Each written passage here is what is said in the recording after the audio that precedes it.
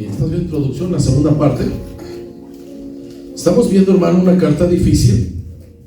Y les decía el domingo que es una carta poco recurrida, porque sucede esto. En la palabra hay libros que no son recurrentes por algunas cuestiones. Unos requieren más estudio que otros.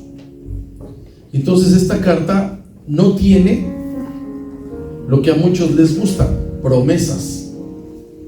Lo que tiene esta carta es un enfrentamiento a las personas que se están desviando, y por eso usted dice, casi yo nunca he ido a predicaciones, porque no hay promesas. Pero usted oye una promesa, oyen promesas, y es donde ahí dicen, esa palabra es para mí, así dicen. A Josué le dijeron, mira que te mando y que te esfuerces, no temas ni desmayes, sé valiente. Dicen, esa palabra es para mí, no es cierto, era para Josué. A usted le gustó y se la está atracando. No, ahora no. Bien, hermano, entonces en el Antiguo Testamento y Nuevo Testamento hay escritos poco recurridos, y le decía, hermano, que esta carta no es fácil, porque es una carta en defensa de la fe.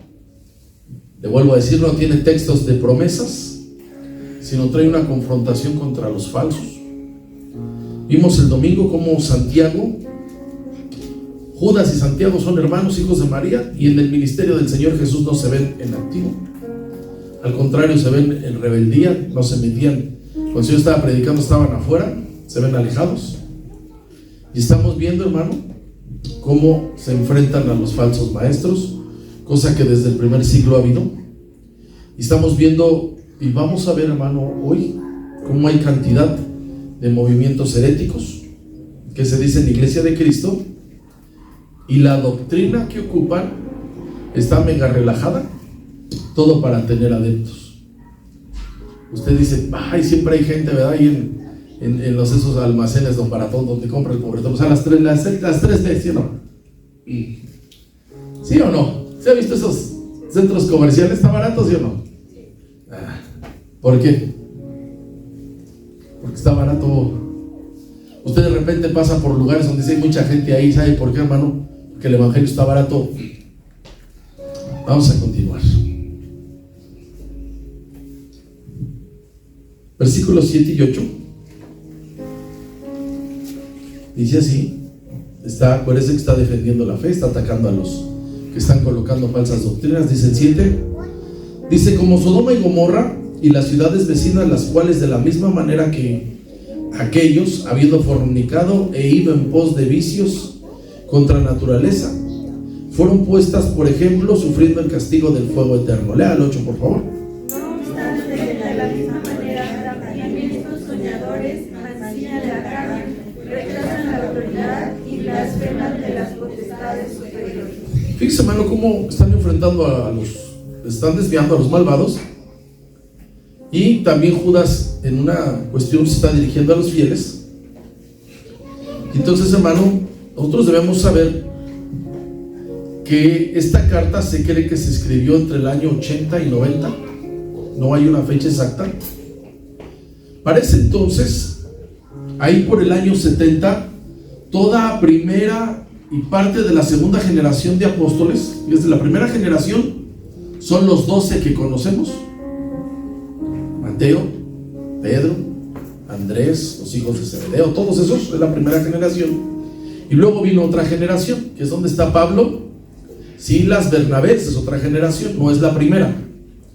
Para el año 70 ya no había posiblemente toda esa generación, pero ellos ya habían dejado escritos, ya habían dicho todos los apóstoles de primera y segunda generación, los que escribieron, que se iban a levantar hombres malos para desviarlos de la verdad. O sea, hermano, no solamente tenemos enemigos afuera, también hay dentro. También hay de dentro, hermano, que los hermanos empiezan a rebelar y empiezan a torcer las escrituras, empiezan a torcer la doctrina. Y entonces empezaron ellos a escribir, o escribieron, porque se empezaba a batallar con personas liberales. Y vamos a lo que escribe el apóstol Pablo, primera carta a Timoteo. Dice así: pero el Espíritu dice claramente, versículo 1, que en los postreros tiempos, algunos, ¿qué dicen? ¿Qué es apostatar? Es negar la fe. Escuchando a espíritus engañadores y a doctrinas ¿de qué? De demonios, ¿sí, hermanos? ¿Estamos? Por la hipocresía de mentirosos que, teniendo cauterizado la conciencia y ya vienen ciertas enseñanzas, prohibirán, ¿qué dice? Promueven la unión libre. Mandarán abstenerse de alimentos que Dios creó para que con acción de gracias participasen de ellos los creyentes y los que han conocido la verdad. Aquí nadie les prohíbe nada, ¿verdad? La Biblia nada más dice que nos prohíbe comer sangre. Pero los de la mochila, ellos sí. Los que toman coca, pues ya se fregaron. Los que toman café también.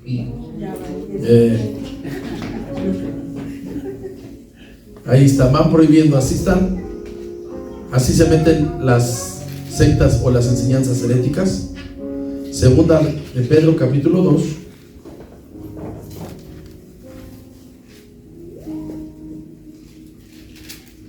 Entonces primero escribieron todas las cartas, y las últimas que llegaron, lo que se escribieron fue Judas, las de Juan, el Evangelio de Juan y el Apocalipsis. Todos los demás ya se habían muerto. Segunda carta de Pedro, capítulo 2. Dice: pero hubo también falsos profetas entre el pueblo, como habrá entre vosotros falsos maestros, que introducirán, ¿cómo dice? No descaradamente, ¿cómo? Encubiertamente, herejías destructoras, y aún negarán al Señor que los rescató, atrayendo sobre sí mismo destrucción repentina. Y muchos seguirán sus disoluciones, por causa de las cuales el camino de la verdad será blasfemado. 3, por favor. Y por avaricia harán ganadería de vosotros con palabras fingidas. Sobre los tales ya en largo tiempo la condenación no se tarda, y su perdición se no perdona. Esto, hermano, parece que está actualizado. Ya había esto desde el primer siglo. Ya había personas que empezaron de cristianos en el cristianismo y se fueron desviando. Estamos en Judas, vamos a Judas.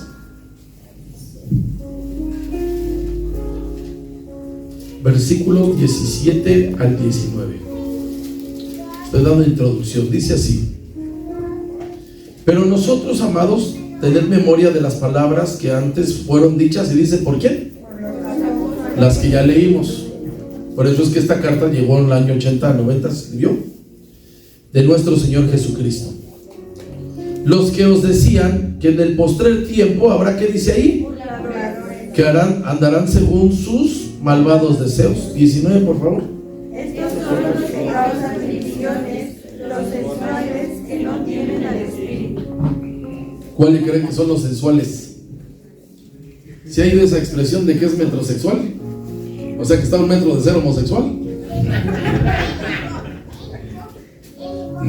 ¿Sí ha visto cómo hay líderes religiosos que exageran su arreglo personal? Se está refiriendo a esos. Entonces fíjese lo que le voy a decir, hermano. Usted y yo debemos de aprendernos a conocer, ya que el deber del verdadero cristiano es edificar nuestra fe sobre lo que nosotros tenemos como la doctrina. Y tenemos que aprender, hermano, a orar y a caminar en el Espíritu Santo y perseverar de una manera inteligente. Tú te tienes que cuidar. Nada de que no voy al culto hoy, nada de que la otra semana vamos a la iglesia. No, porque no va a funcionar tu vida. La vida intermitente en el cristianismo no funciona. Señor Jesús dijo que el que perseverara hasta el fin, ¿qué dice? Entonces, hermano, si perseveras una semana y 2 no, ese cristianismo no sirve. Si tú perseveras 6 meses y 4 años no, ese cristianismo no sirve. Entonces, hermano, hay que recordar esto, que Dios nos llamó y tenemos que estar esperando en Él. Estamos ahí en Judas, versículo 20 y 21. Dice: pero vosotros, amados, edificados sobre vuestra santísima fe, orando en el Espíritu Santo. 21, lee por favor.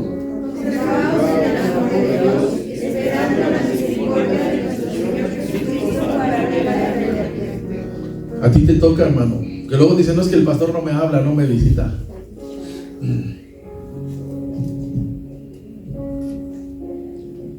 Esa es labor tuya, cuidarte. Tú pasas una situación difícil, uno va a estar ahí, pero no todo el día. Uno va y te acompaña un rato, te anima, te dice, hermano, échale ganas, no te descuides. Pero luego lo demás tú lo batallas solo, Fíjese lo que le voy a decir. Fíjese cuántas personas nosotros vamos a conocer en el camino, y muchos nos va a ver bien y de repente no. Y va a haber muchas personas, hermano, que van a empezar a creer enseñanzas torcidas. Pero sabe, hermano, usted no pierda la esperanza que cuando vea a alguien que se está desviando, usted predíquele, hermano, que se arrepientan, porque Dios tiene algo que se llama misericordia. Y la misericordia de Dios, hermano, tal vez no la podemos explicar, pero usted y yo la tenemos que promover y decir que Él tiene piedad de las personas. Así que si alguien que usted conoció que se enfrió, que se alejó, que se chanfleó, o sea que iba bien y luego se fue por otro lado, dígale que Dios tiene misericordia. Dice Isaías 55 versículos 6 y 7, dice así: buscad a Jehová mientras puede ser, ¿qué, hermano? Hallado. O sea, a nadie usted lo echa al infierno. Si alguien se arrepiente, dice, buscad a Jehová mientras puede ser, ¿cómo dice? Llamadle en tanto que está cercano. 7, por favor. Deje su camino y el hombre inicuo sus pensamientos, y vuélvase a Jehová, el cual tendrá de él misericordia, y al Dios nuestro, el cual será amplio en verdad. Tú, hermano, cuando tengas esa oportunidad, si alguien ves que se enfrió, que se apagó, o que empezó a creer mal, tú, hermano, confía en que Dios tiene misericordia. Usted y yo como cristianos, hermano, tenemos que amar a los pecadores sin estar de acuerdo con su conducta, ¿sale, hermano? Entonces, hermano, hay que tratar eso siempre. Nuestra labor no es aislada. Dice ahí, hermano, versículos 22 y 23. Dice, algunos que dudaban, ¿qué dice? Hay unos que ven tantas cosas difíciles y ya como que empiezan a dudar de que Dios está. Dice, y a otros salvad, arrebatándolos del fuego, y a otros tened misericordia con temor, aborreciendo aún la ropa contaminada por su carne. Entonces, hermano, tenemos que nosotros predicar a ese Dios poderoso, a ese Dios misericordioso, y siempre guiarlos a su presencia. Por eso la carta de Juan, la primera carta, dice que si alguien hubiera cometido pecados, abogarda. Usted no diga eso que hiciste, no tiene perdón, no, hermano. Los echas al infierno. El único que tiene la capacidad de echarlos al infierno es Dios. Así que hasta hay que buscar al Señor mientras puede ser hallado. Y entonces, hermano, fíjese cómo termina este tratado. Versículos 24 y 25, vea, hermano. Estamos en la introducción. Ya después esto lo vamos a ver más despacio. Dice, y aquel que es poderoso, versículos 24 y 25, para guardarlos sin caída y presentarlos sin mancha delante de su gloria, con gran alegría. 25, por favor. Al único y sabio Dios, nuestro Salvador, sea gloria y majestad, imperio y potencia, ahora y por todos los siglos. Amén. Bien, hermano, estamos viendo la introducción. Ahora fíjese, hermano, usted y yo, lo que vamos a aprender en estas semanas, que tú tienes que aprender a conocer a alguien que es un hereje, alguien que tiene una enseñanza torcida. ¿Qué es una herejía? Porque a veces alguien está diciendo babosadas y le saca esa palabra.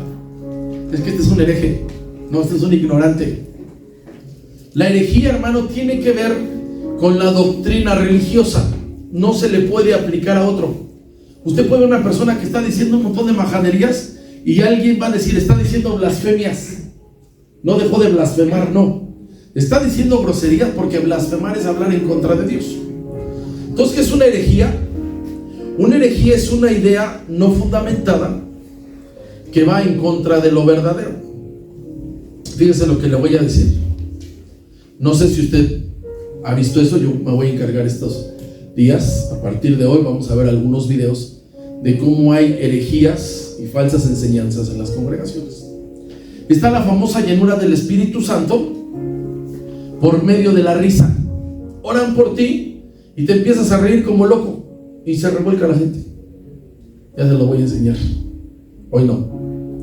Y está otra de que oran por ti y caes para atrás. ¿Quiénes eran estos herejes? Estos que Judas critica duramente. Lo que él va, hermano, va sobre las enseñanzas de esos que estaban dentro de la iglesia. Ojo, no estaban fuera, hermano. Cuando algo está fuera de la iglesia, hermano, no nos queda a nosotros más que callarnos. Pero cuando está dentro de la iglesia, hay que denunciarlo. Entonces Judas, hermano, nos da de una manera clara, nos va a hablar de muchas situaciones que realmente estaban pasando por toda la iglesia de Cristo, aún la que él no había levantado, porque se cree que él está en Jerusalén, igual que Santiago su hermano, pero los demás andaban en otras naciones. Y algo que nos vamos a dar cuenta en su manera de escribir, que él no se ve como un teólogo más preparado, o sea, como el apóstol Pablo tiene conocimientos teológicos, él no se ve, fíjese, y que conste que era hermano del Señor Jesús.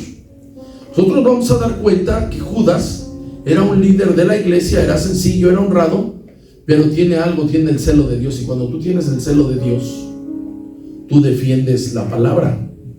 Así que hace algo, denuncia y les escribe a los que están ahí y ataca las herejías con todo valor. Oye, hermano, ven shows en las iglesias, show, y nadie dice nada. O sea, hay palabras torcidas, hay escrituras que están torciendo a algún expositor y nadie dice nada. Así que fíjese cómo él se ve que no está tratando de discutir con alguien, porque a veces así sucede, que hay hermanos que les gusta discutir, que les gusta debatir, a ver quién sabe más, a ver quién tiene la razón. Él está escribiendo como alguien que sabe y que conoce las raíces de la iglesia. Y entonces, hermano, lo empieza a hacer con ardiente indignación, lo hace de una manera elocuente, pero, hermano, lo hace sencillo, sin exaltarse él. Porque tú oyes, hermano, cuando uno llega a ir a ciertos eventos, presentan al orador, ni siquiera al predicador, al siervo, al orador, y le dicen: con nosotros el doctor en filosofía, que ha estado en tantos países, que ha ido, que él ha fundado y que Dios lo ha usado. Él no se presenta así. Entonces, hermano, vamos a ver aquí tres cuestiones que están pasando. Vamos al versículo 4.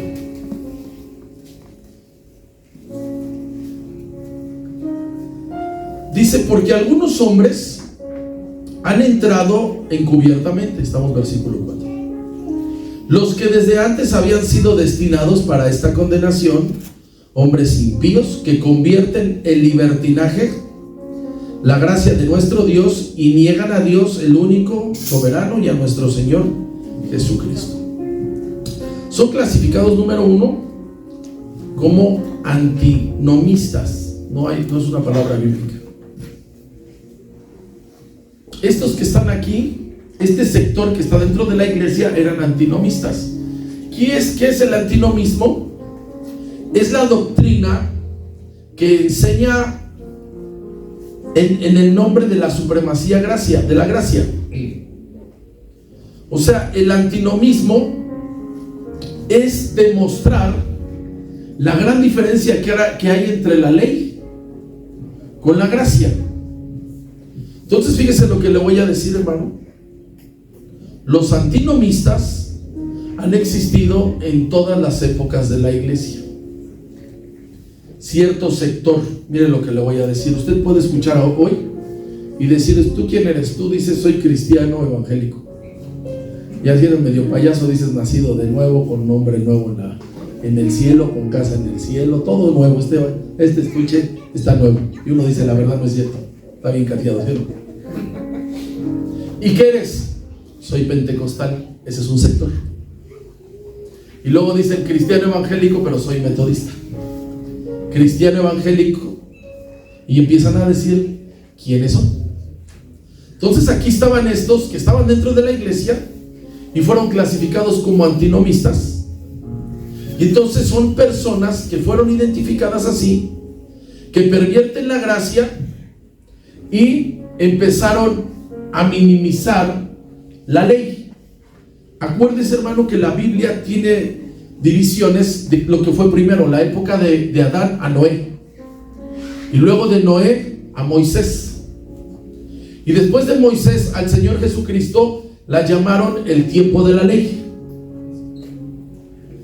De Moisés para atrás le llamaron el tiempo de la conciencia. No había leyes como tales, todo lo hacías eras regido por tu conciencia. Y del Señor Jesucristo es el tiempo de la ¿qué? Gracia. De la gracia. Entonces, hermano, para que no se haga bolas, esos estaban minimizando la ley. Y entonces estaban menospreciando la efectividad de la gracia. Estamos ahí, versículo 4.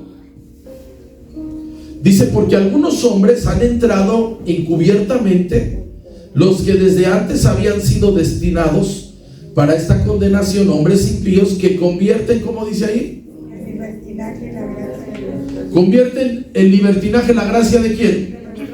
Siga leyendo ahí, por favor. Y niegan a Dios, el único soberano, y a nuestro Señor Jesucristo. Entonces ellos, hermano, decían que podían hacer lo que se les diera en gana y no podían aplicar la ley, porque ellos solamente se valían de la gracia, que ellos podían hacer lo que se les daba la gana, que con la gracia se puede hacer y deshacer, porque la gracia, hermano, es un regalo inmerecido. La palabra caris, que es en griego gracia, quiere decir regalo inmerecido. Nosotros estamos en la época, hermano, del regalo ¿qué? Inmerecido. Entonces, hermano, no hay que olvidar, nosotros lo sabemos, que la gracia es lo que nos está ahorita nosotros rigiendo. Y la gracia, hermano, dice así, que se puede perdonar cualquier pecado mientras no sea la blasfemia contra el Espíritu Santo. Todo es perdonado. Ellos estaban abusando de la gracia y estaban haciendo a un lado la ley de una manera que no les correspondía. Miren cómo dice Mateo 12, dice así, versículo 31. Dice, por tanto os digo, todo pecado y blasfemia, ¿qué dice? Será perdonado a los hombres. Mas el que blasfemia contra el Espíritu Santo, ¿qué dice? No le será perdonado. Porque es el tiempo de la gracia. En el tiempo de la ley, si alguien blasfemaba, era muerto a pedradas. Entonces, a las personas que estamos viendo el versículo 4 que están describiendo, traían un abuso de la gracia.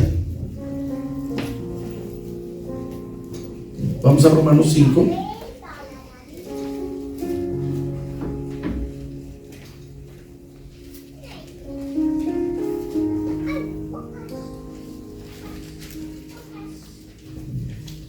Estos textos los estaban torciendo.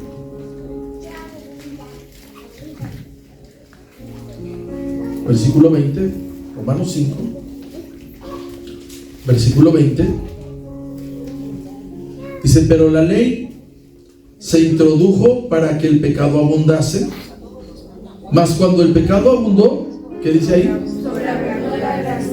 Porque la ley, lo que enseña la ley, hermano, es que tú eres pecador.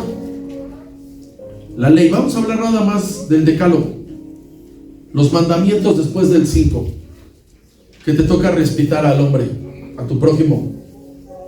Robar es pecado.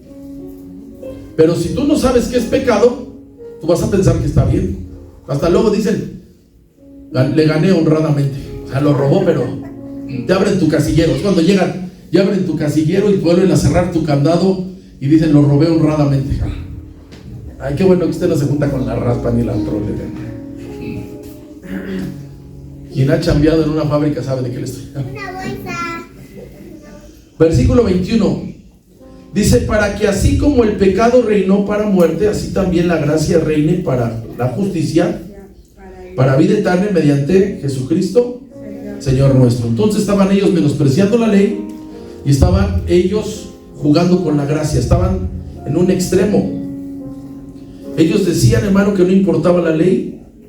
Ellos decían que estaban en la época de la gracia y le estaban dando una patada a la ley, y la ley sirve para que usted se ubique. Cuando usted ve todas las sociedades se rigen con la ley, hermano. El no robarás, usted roba y se va. Usted calumnia a alguien y se va a la cárcel. Dice ahí que no fornicarás, o sea, alguien que está viviendo en unión libre, Dios no lo aprueba. Entonces la ley te regula. Entonces estaban haciendo de la gracia lo que se les daba la gana. Entonces eran liberales, estaban en un tiempo extremadamente liberales y estaban abusando de la gracia de Dios. O sea, pueden pecar lo que sea, al fin estamos en el tiempo de la gracia. Porque ellos pensaban, hermano, que podían hacer lo que se les viniera en gana y no habría consecuencias. Así que fíjese lo que le voy a decir, hermano. Los 10 mandamientos, fíjese lo que le voy a decir, pasaron y están del lado de la gracia. Usted puede ver los mandamientos y hasta hoy dice: amarás al Señor tu Dios con todo. Eso está en la ley, pero pasó junto con la gracia. Por eso cuando al Señor Jesucristo le preguntaron: danos los 2 mandamientos. El primer mandamiento, dijo: amarás al Señor tu Dios con todo. Y el segundo es semejante a este: amarás a tu prójimo. De eso depende toda la ley, dice, y los profetas. O sea, eso está vigente, para ellos no. Entonces imagínese, hermano, que uno está predicando eso. Es el permiso para irse a pecar. Hermano, usted haga lo que le venga en gana. Váyase a las fiestas, reviéntese, haga lo que quiera. Al fin estamos bajo la ¿qué? Esas son doctrinas heréticas. Vamos a ver otra antes de... Versículo 7. Fíjense qué estaba pasando. Como Sodoma y Gomorra y las ciudades vecinas, las cuales de la misma manera que aquellos, habiendo fornicado, ido en pos de vicios contra la naturaleza, fueron puestas por ejemplo, sufriendo el castigo del fuego. A la iglesia se habían metido, hermano, así por lo que entendemos, personas desvergonzadas que estaban contra la naturaleza y ponen el ejemplo de Sodoma. O sea, de alguna manera, ahorita se lo voy a demostrar, que eran los de la LGBT, y Q, Y y Z y todo, de ese tiempo, que estaban dentro de la iglesia de Cristo. O sea, estaban abusando de la gracia porque decían que no había ningún problema porque Dios perdona todos los pecados. Entonces fíjese lo que le voy a decir. Hay que resaltar esto, hermano, que los de la LGBTIQ no es nuevo. Lo que pasa es que ahora lo están metiendo y lo quieren hacer legal. O sea, antes decían no salía del closet. Habían que bateaba chuecos y uno con la azúcar. Pero estaba en el closet, o sea, no se descaraba. Ya después, cuando empezaron la igualdad, no, pues ya salió con las zapatillas de uno. Me da risa porque no sabe nadie nada de eso. Ahí le va. Esas ideas de Sodoma y Gomorra dejaron maldiciones en las naciones. Están en contra esa práctica de hombre con hombre, mujer con mujer. Están en práctica lo que Dios estableció. Y quien está en contra de lo que Dios estableció, hermano, no le va a ir bien. Porque esas leyes morales, esas leyes humanitarias, hermano, no caducan, nada más que ahora dicen: es que tú eres retrógrada. Los mismos animales, si usted algún día ha tenido perros o gatos, o ha tenido otro tipo de animales, los mismos animales no se corrompen. Usted les dice: ay, se fueron 2 toros para allá a hacerse mensos. 2 vacas se fueron por acá. Usted nunca ve eso. El hombre es el único que se pervierte.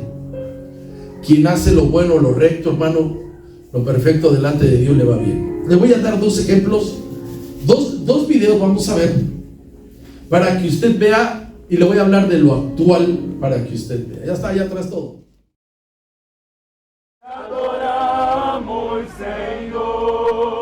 se consideran evangélicos.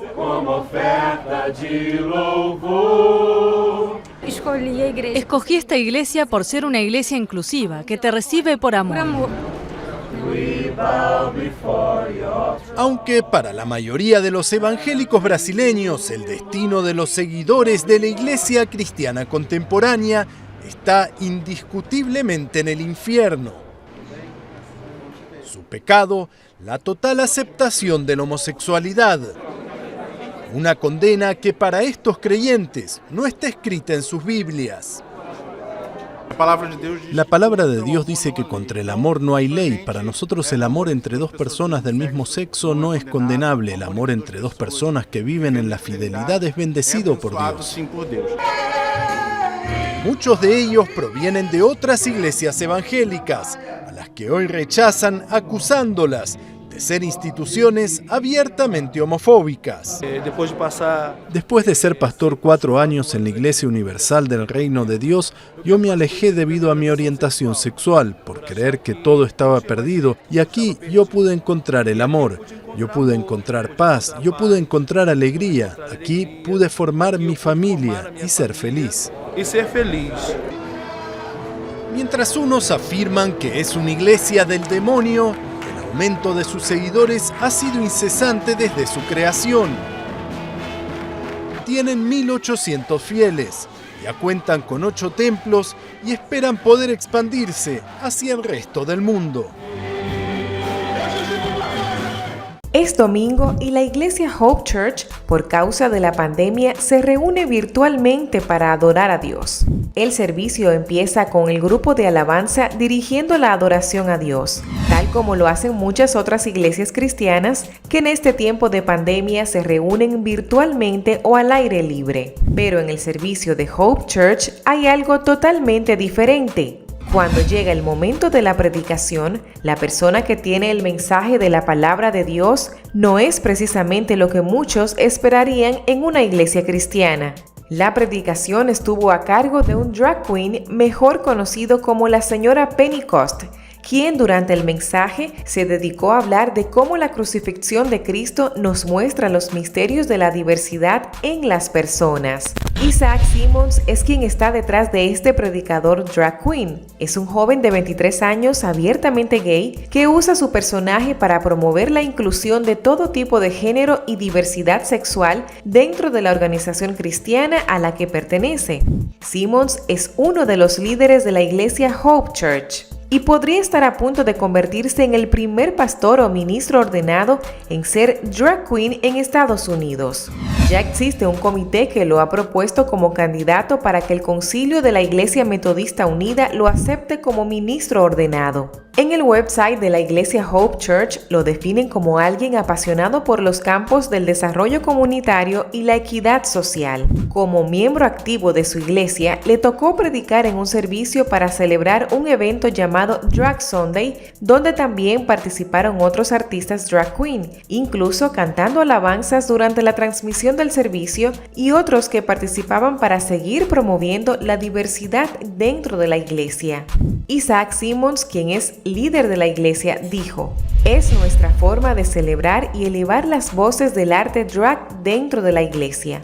El personaje de drag queen que interpreta Simmons para predicar en su iglesia se identifica como la señora Pentecost y supuestamente fue inspirado en la historia bíblica del Pentecostés cuando se repartieron lenguas de fuego. Su peluca de color rojo brillante es su propia lengua de fuego. Cabe decir que en estos momentos el concilio de la Iglesia Metodista Unida, al cual pertenece Hope Church, es una de las organizaciones cristianas más grandes de Estados Unidos. Pero ahora el concilio se enfrenta a una división inevitable debido al tema del matrimonio gay y los derechos LGBT. Un grupo dentro del concilio ha propuesto que se elimine del libro de disciplina la enseñanza de que la homosexualidad es pecado y que además se permita abiertamente la ordenación de pastores que se identifiquen con cualquier preferencia o identidad sexual. El grupo conservador dentro del concilio ha dicho que no se quedarán en la organización. Se espera que el concilio pague a ese grupo unos $25 millones para que puedan iniciar otra denominación. Esos videos tienen unos cuantos meses, pero había 100. Había 100, no quise poner a los de México porque dije...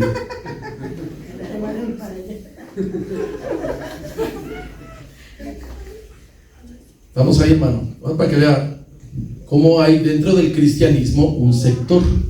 Ellos traen enseñanzas heréticas, donde quieren borrar de la Biblia algunos textos. Nunca los van a tocar, hermano, nunca van a tocar ciertos textos. Por eso, hermano, va a ser interesante, y como esta vamos a ver otras cuantas. ¿Estamos ahí, Judas? Regrese ahí y diga, ¿cómo es posible? Versículo 7, vean cómo los ataca a un sector que ya había dentro de la iglesia. Dice el 7, dice, como Sodoma y Gomorra y las ciudades vecinas, las cuales de la misma manera que aquellos, habiendo fornicado, ido en pos de vicios, ¿contra qué dice ahí? Fueron puestas por ejemplo, sufriendo el castigo del fuego, ¿qué? Eterno. Porque para ellos dicen no tiene nada de malo. ¿Cómo es en inglés? Live, amor es amor. Love is love. Entonces, hermano, dice ahí que están pidiendo que se acepten en el sector de iglesia histórica. La iglesia histórica es metodista, es bautista, son iglesias con 300 años y quieren ellos, hermano, que sea inclusivo y que se puedan ordenar personas como ministros. ¿Se imagina eso? Así había en ese tiempo. Vamos a la palabra, primer libro de Reyes. Entonces, la iglesia la quieren hacer inclusiva y la iglesia es exclusiva. La iglesia es para personas que están en proceso de santificación, que se esfuerzan por dejar la vida de pecado. Y ellos quieren ingresar y que se les acepte. Y mire, hermano, nomás para que vea cómo desde la primera no la pasan. Para ser cristiano, tú tienes que ser bautizado. Si no eres simpatizante. O sea, si alguien dice, llevo tanto tiempo, no me he bautizado, no eres cristiano, eres simpatizante. Y cuando tú estás en la pila para ser bautizado, quien te está dirigiendo te dice así, ¿te arrepientes de tus pecados? ¿Sí? ¿Sí se acuerdan? Desde ahí no la pasan. Se arrepiente y usted después de esto se levanta, dices que sí. Ahí, ¿por dónde van a empezar? ¿Te vas a arrepentir? Ay, fíjese que no. Ay, yo no voy a decir. Ay. Es que no hay otra. Ya está ahí.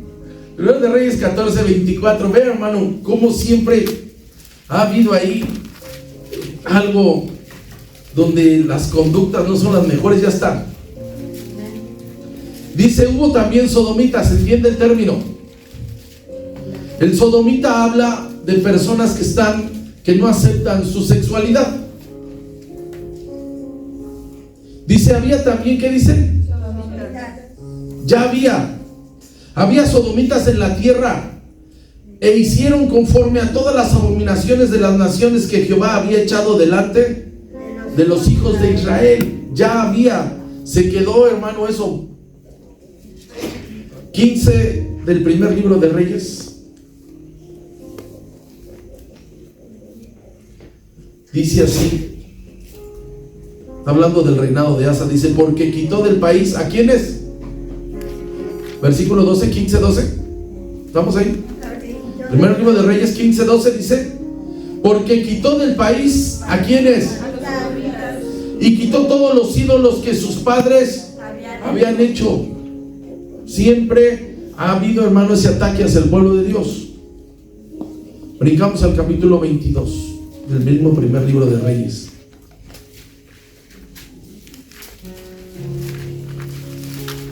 Y el ataque está bien duro, hermano, porque las redes sociales son un monstruo. Antes nadie te conocía. Hoy haces tu propio canal y de repente ya tienes 1 millón de visualizaciones. Primer libro de Reyes 22. Versículo 45. Dice, de los demás hechos de Josafat y sus hazañas y las guerras que hizo, ¿no están escritas en el libro de las crónicas de los reyes de Judá? Barrió también de la tierra el resto de, ¿qué dice? Que habían quedado en aquel tiempo de su padre. O sea, hermano, Así está. Estoy dando ejemplos de cómo la iglesia evangélica está fragmentada con esos sectores. Ellos creen en eso. ¿Quiénes van a llegar ahí, hermano, a esas congregaciones? Los que creen como ellos. El puro hecho de sacar la banderita, hermano, así sí, Dios guarde la hora, pero si uno pusiera la banderita allá afuera,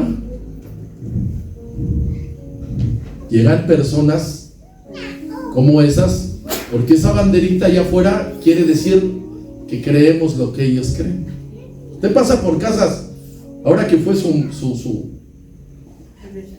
marcha, desfile, de esos desfiguros, muchos no fueron, pero sacaron sus banderitas, ¿sí o no? No está hablando de ustedes. ¿Así hay cristianos? Sí. ¿Y tienen esa desviación? Sí.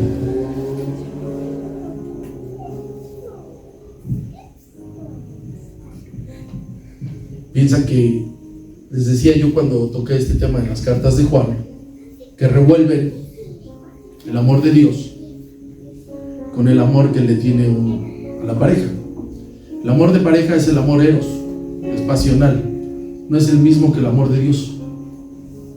El amor que le tienes a tu familia es el estorge, y el amor filial que le tienes a los hermanos es otro, y el amor ágape es el amor de Dios, el que debe de estar aquí. Entonces se hacen la revoltura y dice, amor es amor. No hazte para allá, ¿sí o no? O alérgate. No lo ven mal, ellos no lo ven. Usted escuche, mire, hermano, había 100 videos, no lo miento, hermano, no lo miento. Había 100 videos.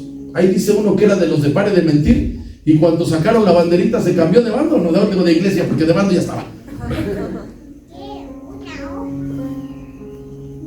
Y que conste que nos falta el 50% de la información de las dificultades que hay aquí.